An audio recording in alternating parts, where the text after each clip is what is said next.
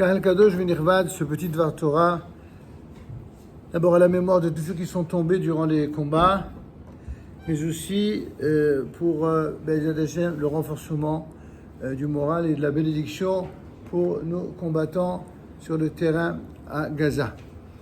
Tout d'abord, un verset qui va nous sortir justement de ce monde sombre et ce monde pénible de l'obligation de livrer bataille d'une manière qui soit particulièrement totale pour éradiquer, je dis bien éradiquer, ceux qui veulent supprimer le peuple d'Israël.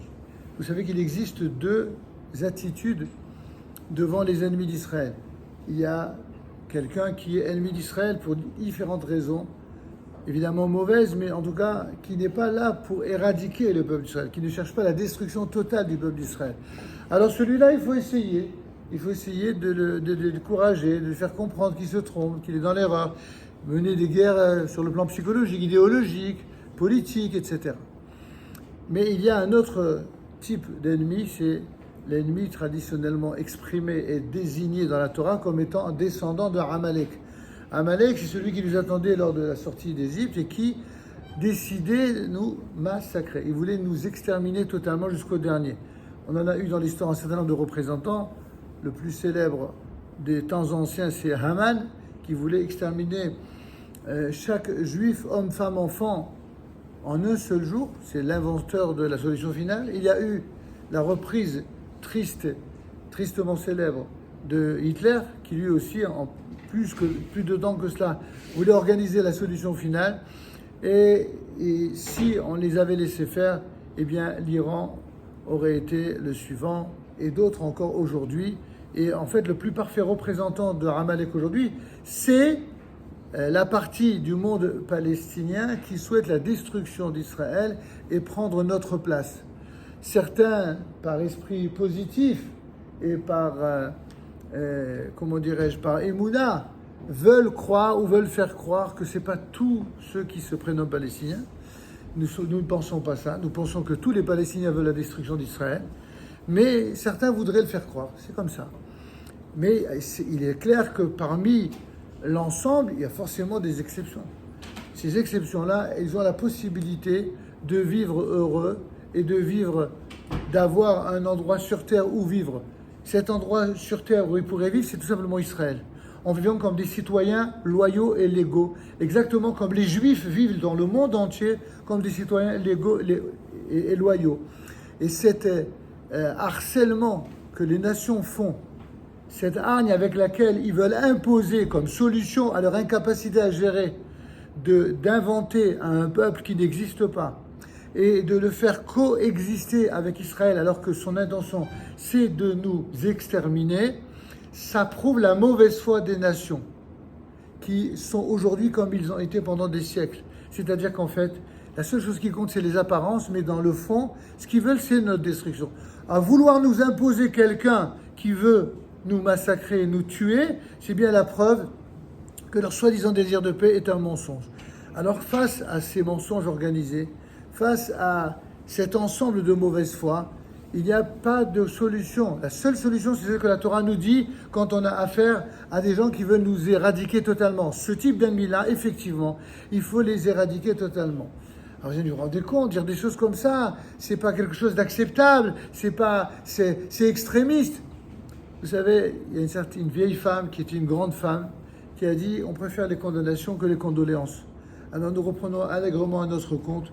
Nous préférons les condamnations que les condoléances, en rappelant quand même qu'on a des raisons d'espérer qu'un jour ça changera. Comment cela? La paracha de cette semaine. Dans la paracha de cette semaine, où l'on va raconter l'enterrement d'Abraham. Et dans l'enterrement d'Abraham, il est dit qu'Abraham expira, il mourut dans une bonne vieillesse, vieux et rassasié. Qu'est-ce que ça veut dire qu'il est mort vieux, rassasié, dans une bonne vieillesse? Il est parti en paix en quelque sorte. Il fut réuni vers ses peuples. C'est quoi ces peuples? De qui il s'agit? Alors il s'agit de l'enterrement de Yitzhak et Ishmaël. C'est ce que dit le verset suivant.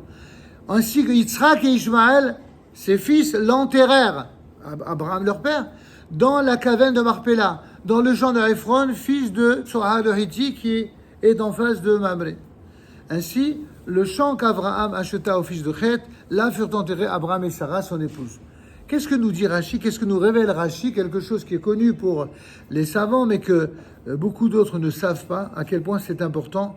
Dans ce verset-là, il y a le secret de la fin des temps, où il est dit que Yitzhak et Ishmaël, c'est la seule fois dans la Torah où on dit d'abord Yitzhak et ensuite Ishmaël, alors qu'Ishmaël physiquement est né avant.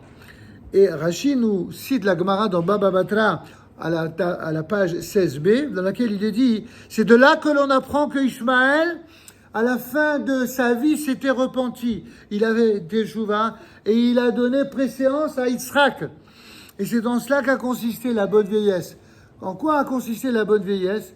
Pourquoi Abraham, on dit de lui qu'il est mort dans une bonne vieillesse? C'est dans le fait que précisément, il a vu que son fils Ishmaël a fait Teshuvah. Ça veut dire qu'à la fin des temps, nous savons qu'il y aura des descendants d'Ishmaël qui, à l'image de Israël, dans le monde qu'on appelle aujourd'hui arabo-musulman, ils feront Teshuvah. Ils reconnaîtront la primauté du peuple juif sur la terre d'Israël.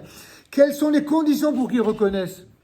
Il faudra que Israël montre qu'il est vraiment Israël qui est béni par Dieu.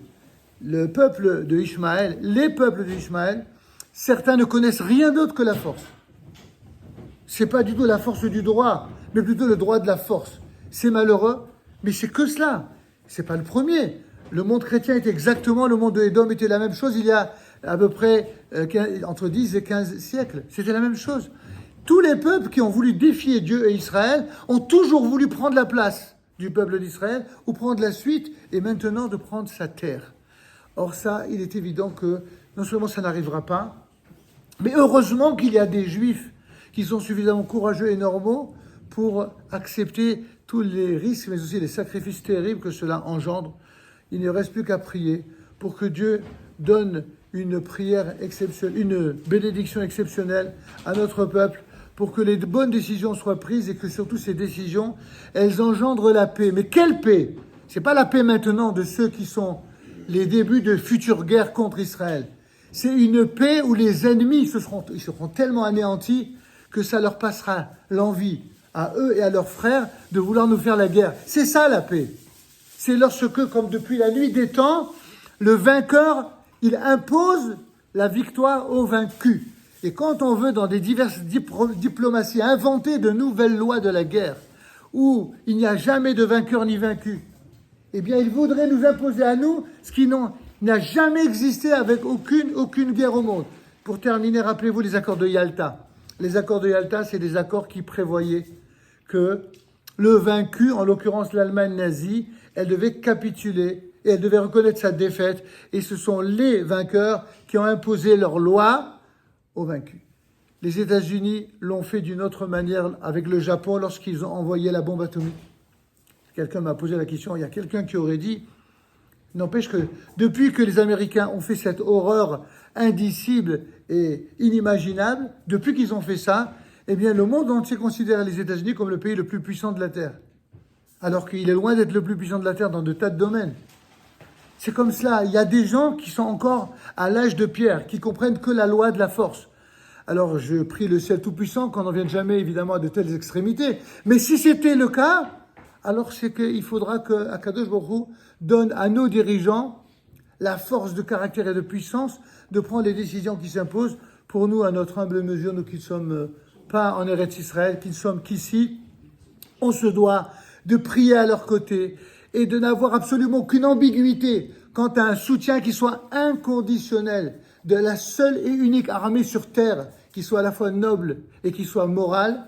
Et le combat de l'armée d'Israël est un combat qui est moral, qui est noble, qui est le seul combat qui a tout simplement la force de caractère et le courage de faire tout ce que les lâches des nations ne sont pas capables de faire.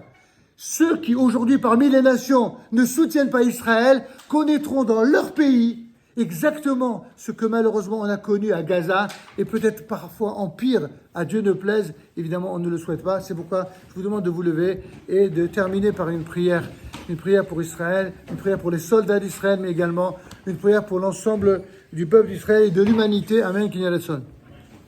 אבינו שבשמיים סור ישראל ירועלו ברך את מדינת ישראל ראשית שמחת גאולתנו הגן עליה בברכה זכה ופרוס על עסק שומך ויפתח עליך ויתר ראשיה שרה ועשה ותגרס לבבי לפניך. חזק את ידי מרין אס גושם הנחילם אלוהינו שועת תצעון תתרם ונתת שלום בארץ ושמחת להם ליושביה והדחנו כל בית ישראל בכל נעל בכל העזוב וזוריהם ותורכם מהרה מקומם מיד לצ'נך ולירושלים משכן שמך ככתוב בתורה שעבדיך אם יהיה נידחך.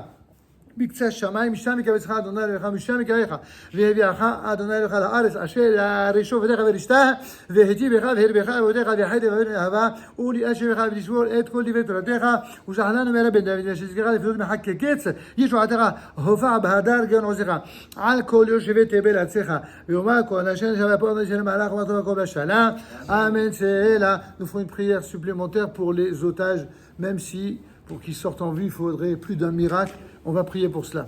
יתעלה שמו של מלך מלכי המלך הגדול משברה עבדי קדושה אברהם יעקב משה ונשמור יברך ונשמור ונצור את נעדרי צבא הגנה לישראל והשבויים בתוך שערינו בישראל הנדידותיהם בצרה ובשביה בעבור שהקהל מתפלל בעבור הקדוש ברוך הוא ימלא רחמים עליהם ויוצא מחושך וצלמוות ומוסרותיהם ינתק וממוסו כלים יושב וישיבם מהרה לחיים משעותיהם ויודו לנו חזיר ולדעת לבנדה ויקוים בהם מכאשר כתוב ופדוי אדוני שובון ובאו ציון ברינה ושעת עולם ולראשה ששון ושמחה יסירו ונשאו ירון וחלש ונאמר אמן. יתעלה שמו של מלך מלכי המלכים הגדול משברה אבותינו קדושים אברהם יעקב משה ונשמור יברך את כל חיילי צבא הגנה לישראל העומדים על משמר ארצנו ועל אלוהינו מגבול הלבנון ועד מדבר מצרים ומן הים הגדול על לבוא הערב ביבשה באוויר ובים בדרום ובצפון ובמיוחד בעיר עזה.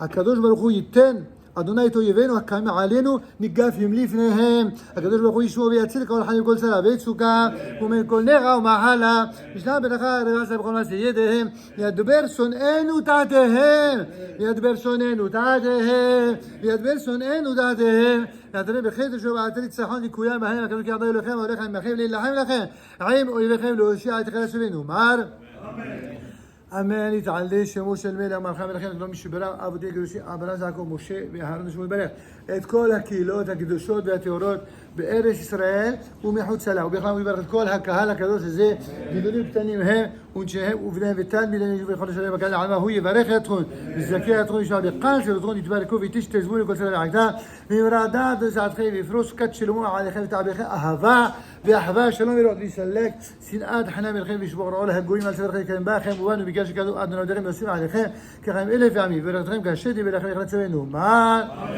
Amen. Je vous rappelle qu'il y a un Zoom qui est prévu à 18h heure française et à 19h heure israélienne. Alors ceux qui peuvent rester, Tiskou la mitzvot, d'autres vont nous rejoindre.